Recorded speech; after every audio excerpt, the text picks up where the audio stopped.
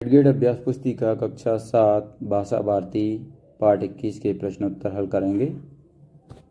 पाठ का नाम है माँ कह एक कहानी।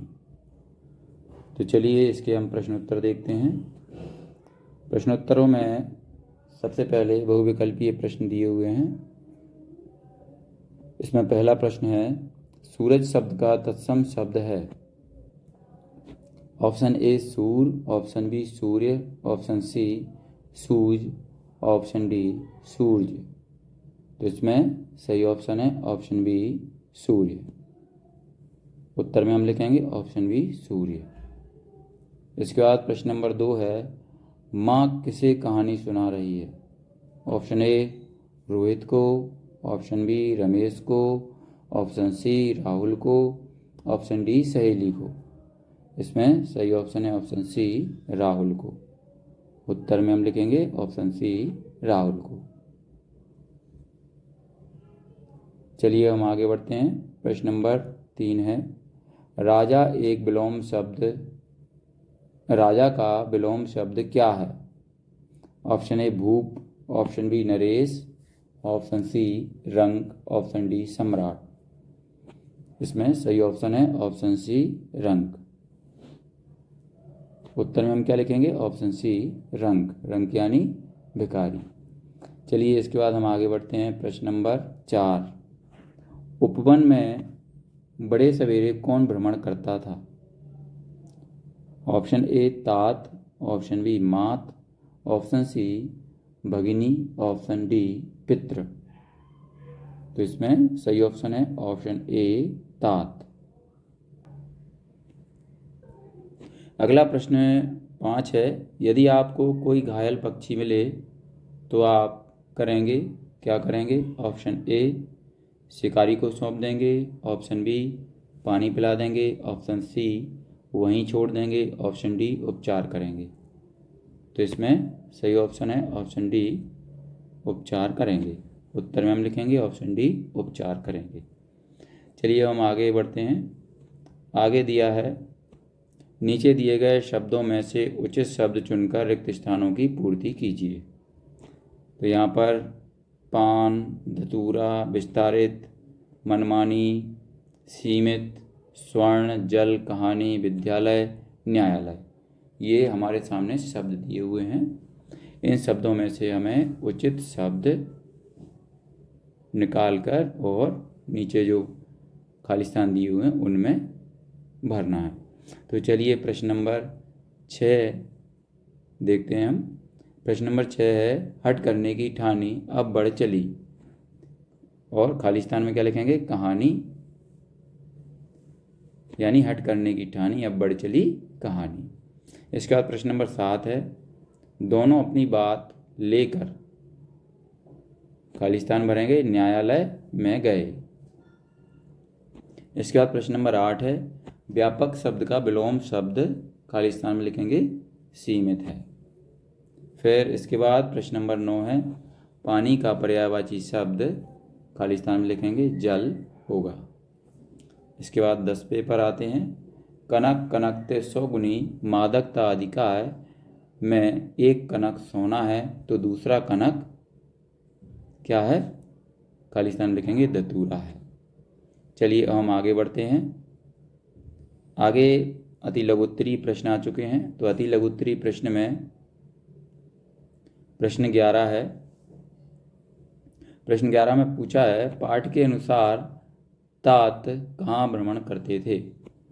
तो उत्तर हम लिखेंगे उपवन में, है ना, यानी पाठ के अनुसार तात उपवन में भ्रमण करते थे। इसके बाद चलिए हम आगे चलते हैं। प्रश्न नंबर 12, वर्ण वर्ण के फूल खिले थे, झल मलकर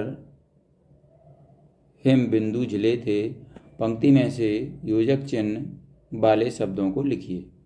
तो योजक चिन्ह वाले शब्द कौन कौन से हैं।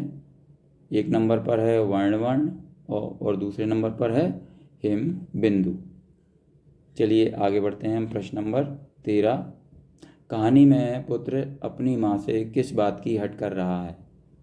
तो उत्तर में लिखेंगे, कहानी में पुत्र अपनी माँ से कहानी सुनाने के लिए ये है नहीं है, हट कर रहा है। इसके बाद चलिए आगे 14 नंबर प्रश्न आता है। इतने में आखे टक आया, पंक्ति में आखे टक शब्द का वाक्य में प्रयोग कीजिए। आखे टक का हमें क्या करना है, वाक्यों में प्रयोग करना है। तो उत्तर में हम क्या करेंगे, इसका प्रयोग करके लिखेंगे। आखे टक शब्द का अर्थ शिकारी होता है। ये शब्द का प्रयोग भी हो गया और आखे टक की परिभाषा यानी उसका मतलब भी हो गया। चलिए आगे बढ़ते हैं हम। अब लघु उत्तरीय प्रश्न है। लघु उत्तरीय प्रश्न में प्रश्न 15 है, उपवन में हंस सहसा नीचे कैसे गिरा।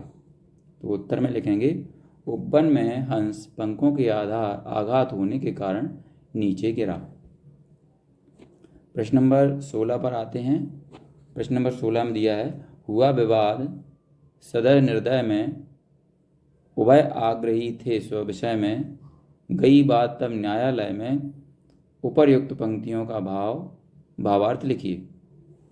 तो ऊपर जो 3 पंक्तियां दी गई उन सब उपयुक्त पंक्तियों को के भावार्थ लिखना है हमें, इसका अर्थ लिखना है। तो उत्तर में हम लिखेंगे, सिद्धार्थ और निर्दयी शिकारी के बीच विवाद बढ़ने लगा। दोनों ही अपने विषय पर अडिग थे, इसीलिए यह विवाद न्यायालय पहुंचा। अब प्रश्न नंबर 17 है, यमक अलंकार की परिभाषा उदाहरण सहित लिखिए। तो उत्तर में लिखेंगे, जिस काव्य में समान शब्द के अलग अलग अर्थों में आवृत्ति हो वहाँ यमक अलंकार होता है। उदाहरण, कनक कनकते 100 गुनी, मादकता अधिकाय, या खाए बोराय, नर या पाए बोराय। चलिए इसके बाद प्रश्न नंबर 18 है, यदि आपका किसी बात पर झगड़ा हो जाता है तो आप उसे कैसे सुलझाते हैं। तो इसमें उत्तर लिखेंगे हम, यदि हमारा किसी बात पर झगड़ा हो जाता है तो हम उसे ज्ञान आधार, संयम और बुद्धि विवेक से सुलझाने की कोशिश करेंगे। आगे दीर्घोत्तरीय प्रश्न आते हैं। दीर्घोत्तरीय प्रश्न में प्रश्न नंबर 19 दिया है, कविता के भाव को कहानी के रूप में अपने शब्दों में लिखिए। उत्तर में हम लिखेंगे, पुत्र अपनी माँ यशोधरा से कहता है, माँ एक कहानी सुनाओ, राजा या रानी की कहानी सुनाओ। यशोधरा कहती है कि पुत्र तू हठ करता है तो सुन। एक दिन सुबह बगीचे में तुम्हारे पिता घूम रहे थे, वहाँ फूलों की सुगंध चारों ओर फैल रही थी। इतना सुनकर बेटा कह उठता है कि हाँ माँ, मुझे यही कहानी सुनाओ। इसी प्रकार माँ अपने पुत्र को कहानी सुनाती है। चलिए अब हम आगे बढ़ते हैं। आगे प्रश्न है प्रश्न नंबर 20, अहिंसा से हमारे जीवन में क्या क्या प्रभाव पड़ते हैं, अपने शब्दों में लिखिए। उत्तर में हम लिखेंगे, अहिंसा से हमारे जीवन में निम्नलिखित प्रभाव पड़ते हैं।